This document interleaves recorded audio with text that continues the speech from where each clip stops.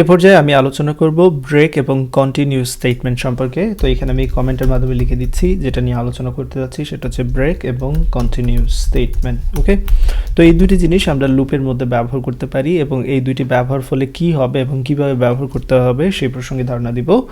তো যেমনটা বলেছি, লুপের প্রয়োজন হবে, তাই এমন একটি লুপ আমি চালাতে চাচ্ছি যেটা 1 থেকে 10 পর্যন্ত চলবে, সেটা হচ্ছে মেইন উদ্দেশ্য। ওকে, তো চলুন আমি এখানে ফরের জন্য যে স্টেটমেন্ট সেটা নিয়ে নিলাম। এখানে 0 থেকে শুরু হচ্ছে, বাট আমি এটা 1 থেকে শুরু করব এবং এখানে 11 চাইলে দিতে পারি, কিংবা 10 পর্যন্ত যেহেতু বলেছি তাই এখানে ইকুয়াল 10 দেবো। ওকে, আর আগেই বলেছি এরকম সিম্বল আপনাদের না আসলে টেনশন নেওয়ার কোনো কিছু নেই।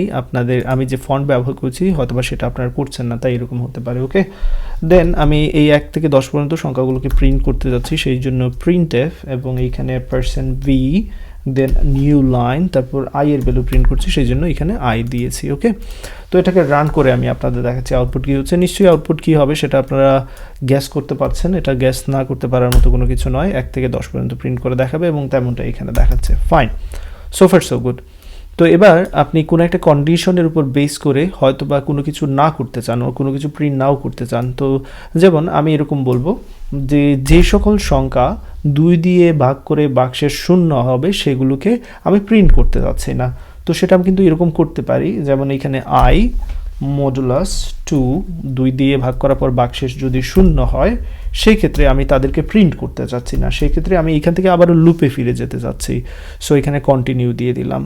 অ্যান্ড যেগুলো 2 দিয়ে ভাগ করে বাক্সের শূন্য হবে না সেগুলোকে প্রিন্ট করতে যাচ্ছি, সেক্ষেত্রে আমি ঠিক এই ইফের নিচে ফরম্যাট দিয়ে আমি এখানে printf ইউজ করতে পারি। সো printf ইউজ করে নিচ্ছি, এখানে %b দেব, নিউ লাইন দিয়ে আমি এখানে i এর ভ্যালুটাকে প্রিন্ট করে দেবো। That's it. তো এবার কি হচ্ছে এই প্রোগ্রামে নিশ্চয়ই বুঝতে পারছেন যে লুপ, এটা হচ্ছে টোটাল লুপ। এই টোটাল লুপ 1 থেকে 10 পর্যন্ত চলবে, বাট এখানে প্রিন্ট হবে কোনগুলো লক্ষ্য রাখবেন। লুপের মধ্যে ঢোকার পর প্রথম কাজই হচ্ছে এখানে ইফ চেক করবে, যদি কোনো সংখ্যাকে 1 থেকে 10-এর মধ্যে কোনো সংখ্যাকে 2 দিয়ে ভাগ করার পর বাক্সের শূন্য হয়ে যায় সেগুলো কি হবে এখানের মধ্যে আসবে। আসার পর এই জায়গায় আমরা কি বলছি, কন্টিনিউ, অর্থাৎ এইখান থেকে বলছি কন্টিনিউ, সুতরাং আবারও লুপে চলে যাবে। এই ফরম্যাট ডট প্রিন্টএফে কিন্তু আসবে না। কন্টিনিউ মানে কি, আবার লুপে ফিরে যাও, সেটা হচ্ছে কন্টিনিউ। সুতরাং এখানে 1 যখন আসবে, 1কে 2 দিয়ে ভাগ করার পর বাক্সের শূন্য হবে না, সুতরাং এই জায়গায় আসবেও না, কন্টিনিউ হবে না, 1টাকে প্রিন্ট করবে। বাট যখন 1-এর পর 2 হবে, 2কে 2 দ্বারা ভাগ করলে শূন্য হয়ে যাবে, সেক্ষেত্রে এখান থেকে কন্টিনিউ হবে, অর্থাৎ এই জায়গায় চলে যাবে, সুতরাং 2টা কিন্তু প্রিন্ট হবে না। আবার 2-এর পর আমরা জানি এখানে 3 হবে, 3 হবে, 3কে 2 দ্বারা ভাগ করার পর বাক্সে শূন্য হবে না, সো এটা কাজ করবে না, আমাদের 3টা এখানে প্রিন্ট করবে। সো এইটা 1 থেকে 10 পর্যন্ত আসলে কি করবে, বিজোড় সংখ্যাগুলো প্রিন্ট করবে। তো চলুন আমরা দেখে নেই এই কাজটা হচ্ছে কিনা। দেখতে পাচ্ছেন এক্স্যাক্টলি অ্যাজ ইট ইজ, যেমনটা বলেছিলাম। তো কন্টিনিউ এর মানে কি সেটা নিশ্চয়ই বুঝতে পেরেছেন যে এটা এখান থেকে কন্টিনিউ করবে। ওকে, এবার আসুন ব্রেকের মিনিংটা আমরা দেখি। তো যদি এখানে আমি ব্রেক দিই তাহলে কি হবে, যখন এই কন্ডিশনটা ম্যাচ হবে এই লুপটা কি হয়ে যাবে, ব্রেক হয়ে যাবে। কন্টিনিউ কি করেছিল, লুপটাকে কন্টিনিউ করেছিল, আর ব্রেক কি করবে, এই জায়গায় লুপটাকে শেষ করে দেবে। That's it.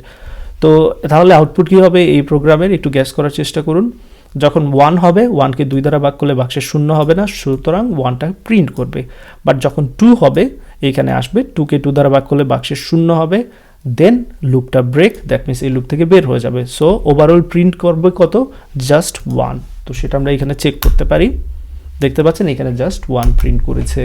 তো আশা করি এখান থেকে আপনারা ব্রেক এবং কন্টিনিউ এর বিষয়টা বুঝতে পেরেছেন।